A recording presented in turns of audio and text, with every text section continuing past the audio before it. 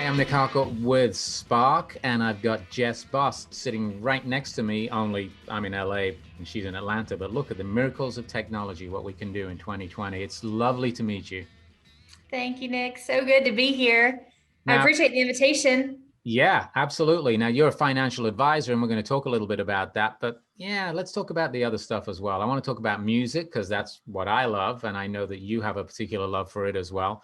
But before you got into financial advising, tell us a little bit about your background. I know you went to college to do psychology, right? I did. And as most people find out with a psychology degree, it is useful for everything and useless as a specific industry. So I paved my way through a couple of different jobs, just all of them having that kind of undergirding of loving people and really wanting to work with people and wanting to understand people in a different way. And along that path, I started one day in a CrossFit in our town, and it was about a month in when they said, "Hey, you're kind of somebody that we'd like to bring on as a coach. Are Wow. you interested in that in any way? Yeah.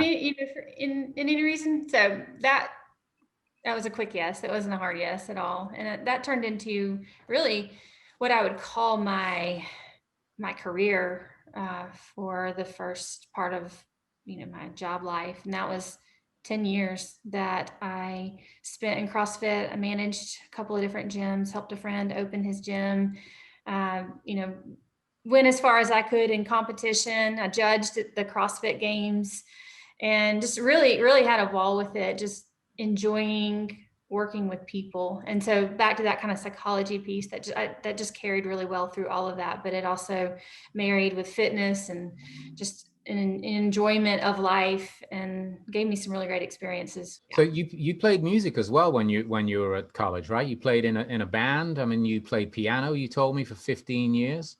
Yeah, so little known secret, I marched the quads in the Rose Bowl parade when I was in ninth grade. So I was on the drum line, moved from there and played on the drum line for a couple of years. It's probably the reason why I didn't get any further into sports, is because I loved music so much. You're recent to the world of finance, right? I mean, you only got into this a couple of years ago. Two questions. First of all, um, how did you make that shift? What was going on in your life that you decided you needed to change? And then secondly, how has having getting a degree in psychology, working in CrossFit, and playing music, these three things that were in your life before you got to where you're at now, how did they prepare you for what you're doing? But first up, I mean, how did you get into it and why? Sure. Those are really great questions. So uh, I knew I have two girls. They're 12 and 8 now, and I knew, kind of approaching where the youngest one was going into school, that I I wanted to be able to better balance my life with them. And in addition to that, I really wanted to be able to give them any kind of life that they wanted. And I wanted to be able to show them that, women can do anything. And part of that was coaching, but it was still very part-time. And then after that, after the youngest one went to school, I looked around. I actually had a client at the time, and he mentioned to me one day. He said, if you're ever thinking about changing jobs, you'd be a really great financial advisor. And I just kind of looked sideways at him, like, where did that come from? And it was at the same time that all this stuff is brewing in my head about some changes that I might like to make. Long story short, everything that I loved about coaching translates over to financial advice, except for math. And math was always something that I never struggled with. So it was like, okay, I got that, move on. But just being able to work with people, I always said what I love doing is helping people get from where they are to where they want to be. So if I'm having a tough day, I'll go back to my music. I taught myself guitar in college because I thought it was cool. And I had my best friend was an amazing guitar player. And I was like, you know what? I'm musical. I can, so I'm not great at it by any means, but I'll pick up the guitar and pick it, because those things bring me back to a place where I can reflect on my feelings and get in touch with what is meaningful to me. So that ability for people to understand, especially in fitness, their feelings about who they are and their identity, and then even over into finance, their feelings about money and maybe their memories of money growing up, and being able to dive into the psychology behind the decisions that they've made that have brought them to this place. I tell people all the time, if you want to be wealthy and you've never been wealthy before, you're going to have to accept the fact that you have to change. You're not wealthy now. You want to be wealthy when there's a change that has to happen. And behind the physical building of assets, there's a mental build, there's a psychological build, there's this person that you have to not become, but get used to, this new way of thinking. Let's say I'm meeting you for the first time, and I'm Mm-hmm. saying to you, like, I've never really been able to hang on to money. I've had it, I've lost it. What do I need to do to change my mentality around that? What's your first piece of advice on that? I mean, maybe I have a bit of a poverty mentality. Yeah. So the first thing I do with folks in planning is actually the same thing that I did with folks when I met them for the first time in the gym. We do a brainstorming session. We sit down, chalkboard, whiteboard style, and I say, okay, tell me everything that you want to accomplish. Tell me everything that you hope for. Tell me everything that you dream. Tell me everything that matters to you. Tell me where we want to go with this. And we write all that down, and then say, okay, now tell me what in your mind could keep you from being able to accomplish that. So we go through all that list. I might get sick, or we might have our house might burn down. All the catastrophes, but even all the, I just, like you said, I'm going to spend my money the way I want to spend it, and all of a sudden, I go out one weekend and have a shopping spree, and we talk about it all. And then what we do is we draw it down to what you can control. So there's a lot of things in our life that we think are going to impact our ability to make money, to earn money, to keep money, to invest money, to grow money. And without an understanding of what's in our control and how we control it, it really feels very loose, very fluid, I don't really know if I can accomplish that. I don't really know if I can do that. I don't really understand the straight line path to this. And bringing it back to that chalkboard and saying, just drawing the circle around the things that we can control and understanding what's outside of our control is a really big, helpful place for people to start, because it simplifies things. Female empowerment is really important to you. I know that Very. giving back to other women is important to you. Yes. The doors open perhaps a little bit for other women is important to you. Is that the thing that differentiates you in business, or is there something else? If you could take a look at, your particular world in finance, what differentiates you? I have recently I've recently accepted the fact that there is a piece of me that's courageous in a way that some others might not be. I don't know if it's a product of upbringing or just something that's inside my heart, but that piece of me that is willing to say, I believe we can do this. And just that belief, just that step into the void, that step, I don't mind taking that step for people.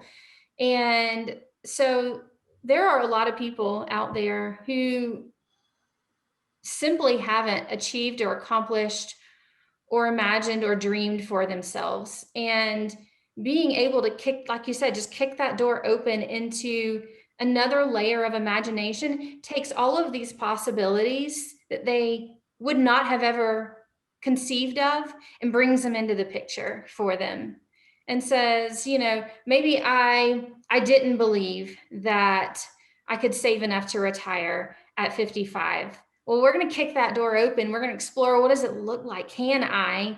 We're going to bring that in outside of the realms of imagination into possibility.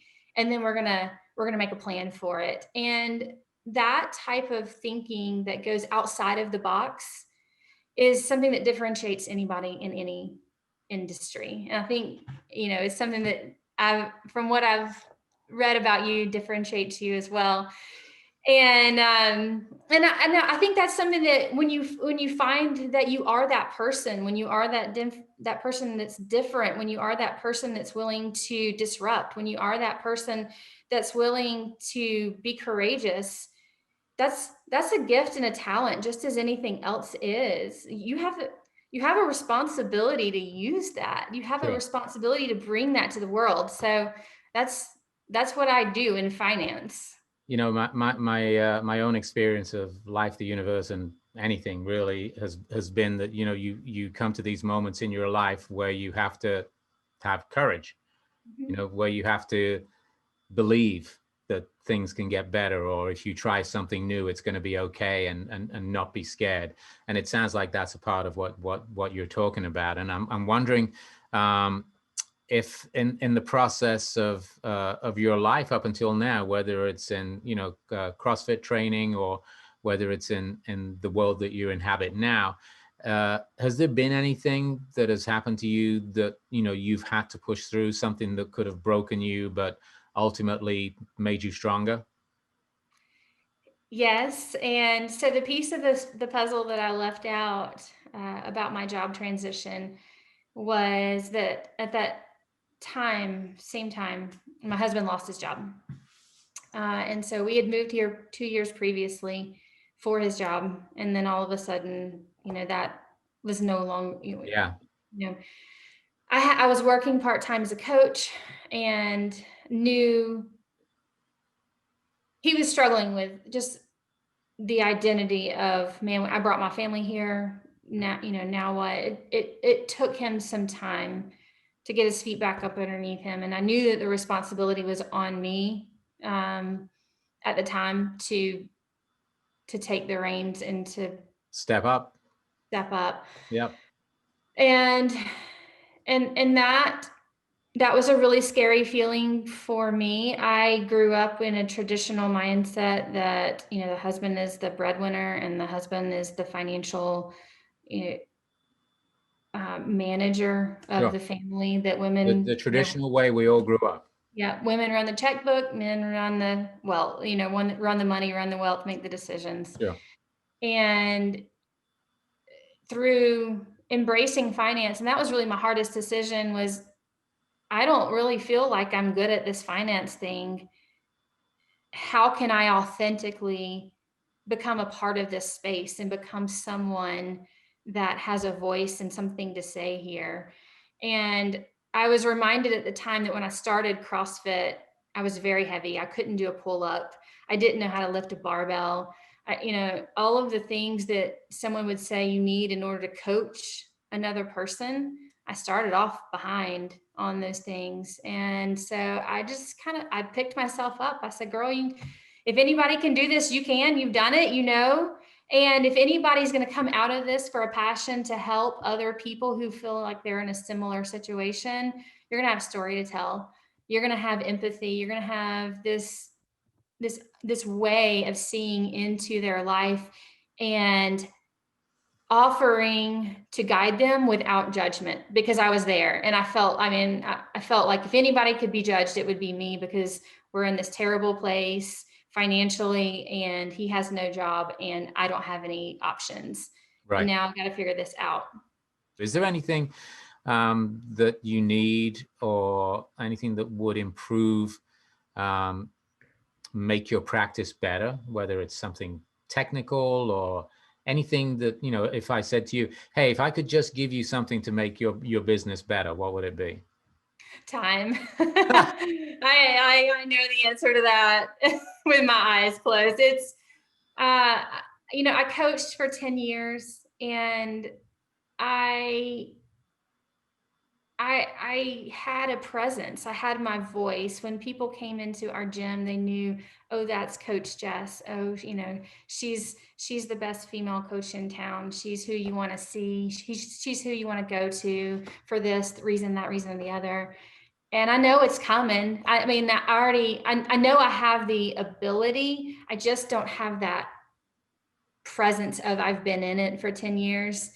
If you were asked to give advice to a fellow advisor, would you have any advice based on your background and the kind of people that you're working with that you would give to fellow advisors? Yes, very specific advice, and that's surround yourself with only the best. Make sure that the people you allow to have a voice in your life and that you allow to tell you what's possible in this industry and to guide you along that path. Just make sure they are the best of the best. And, don't let anybody in your life that doubts you, because you're already coming into it with some self-doubt, and that voice will resonate with what's inside of you and it will amplify it. So you don't have space for that whenever you're coming into this industry. Surround yourself with people who believe in you and who have great advice to give. That's great advice. Is there anything in your life that you are nostalgic for? Road trips. I'm with you. I mean, I would be happy to go anywhere right now. I sure as shit miss the travel. Yes, I mean, I love traveling in general, but I miss that long road out in front of you. Yeah. And time to think and just the beauty of nature and being outdoors. I know there's a lot of people who've coordinated that during this time, because it is something that's feasible. Sure. It's different when you're building a business and when we have kids and school and all those things to manage. So I miss that. I went on several road trips in college. In fact, went on one spring break with 12 girls. Wow. Yes, and we camped and we did all the things. We got chased out of Colorado by a snowstorm, and it was fun. But those are the things I miss. I've actually driven across the United States back and forth twice, and I think it's one of the greatest things that you could ever do to actually see the country, and whether it's a road trip on your own and you're taking yourself, or whether it's with a friend or a group of people, it's an amazing thing to do, to take that kind of a trip.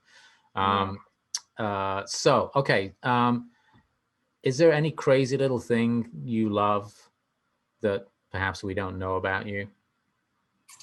I really like to eat chocolate chip cookies for breakfast. And I'm a personal trainer in my past, and I shouldn't say that, but I do. Yeah, we'll edit this part out. No, we won't.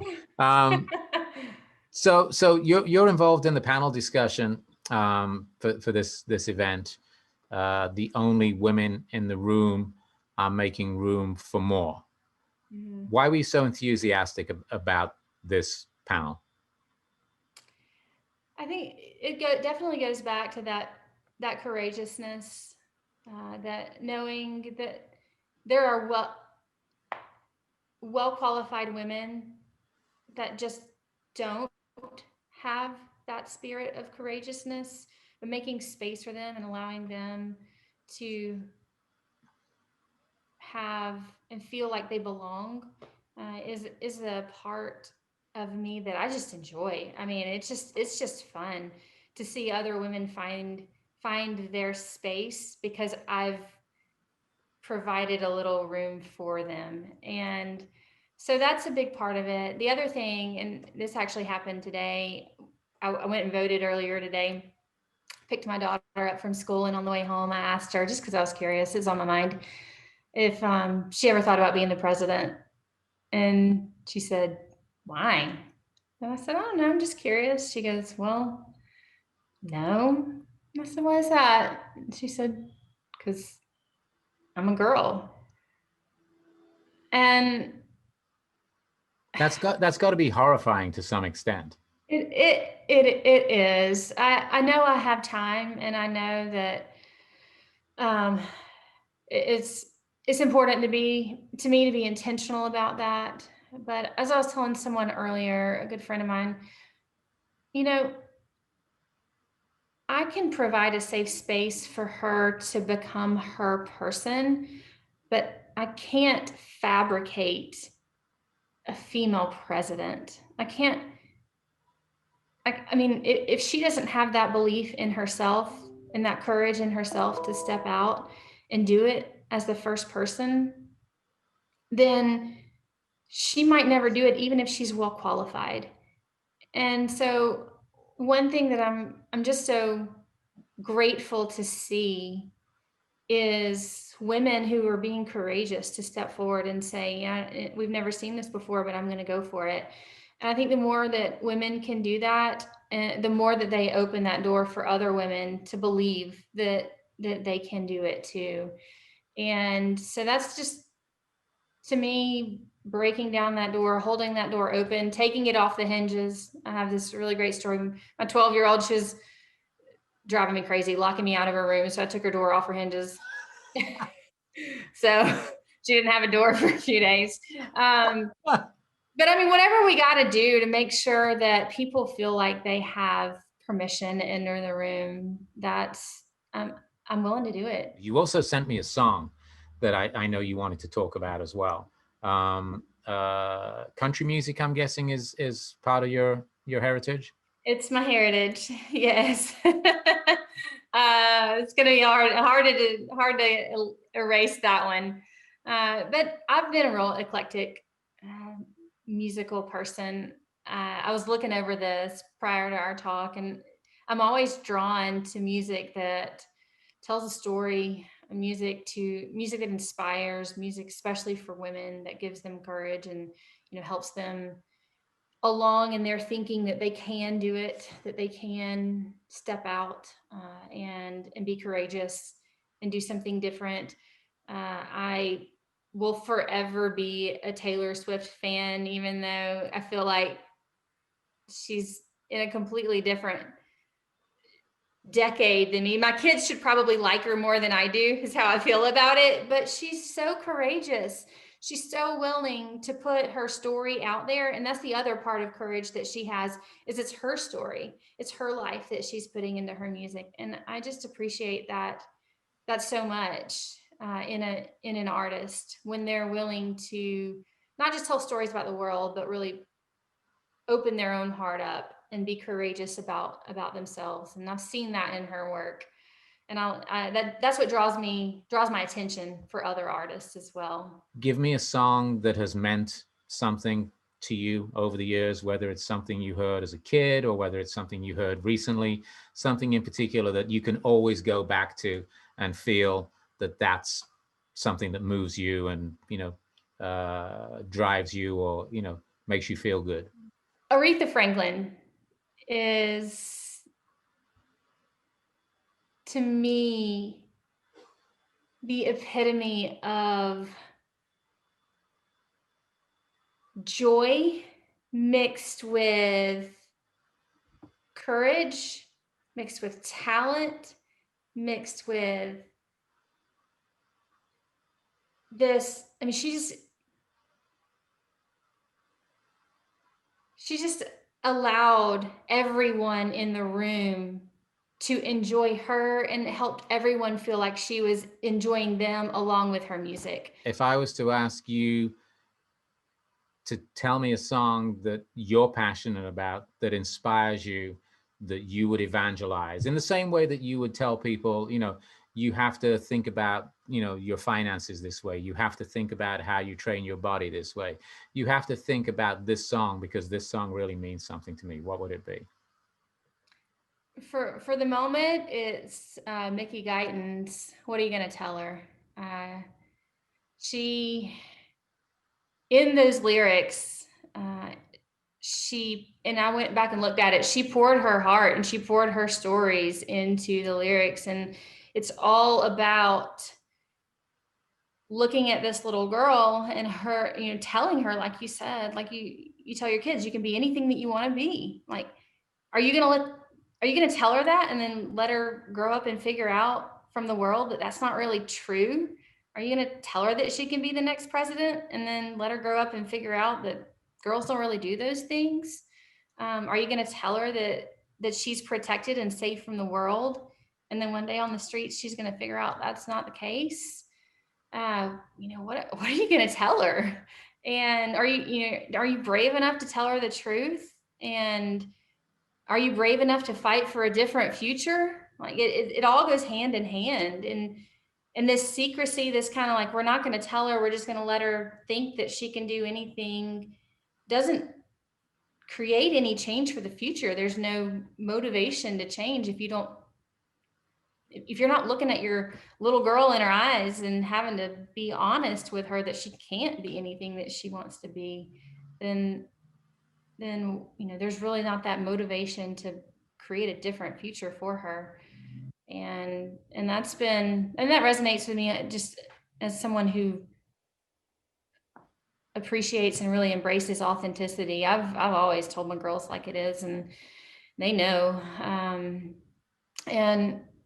I can't. That's one of the reasons I have to speak up. I have to be courageous. I can't look them in the eyes and tell them what I'm telling them, and then not be a part of the light, be a part of the change. So Exactly. It's all about making the change, and telling the truth is what gets us there, whatever it is at the a end little of bit it. at a time. But yeah, I'm going to be a part of it. Yeah. Hey, listen, it's been great talking to you. Thanks. It's been a pleasure to be Yeah, yeah, here. yeah. Thanks for hanging out a little bit and talking about what you do, and talking about some of the fun stuff as well. Like Good. what you've done in your life apart from working in the financial field, and music is always fun. So it's great to talk to you. Thank you, Nick. It's great to be here. Thanks.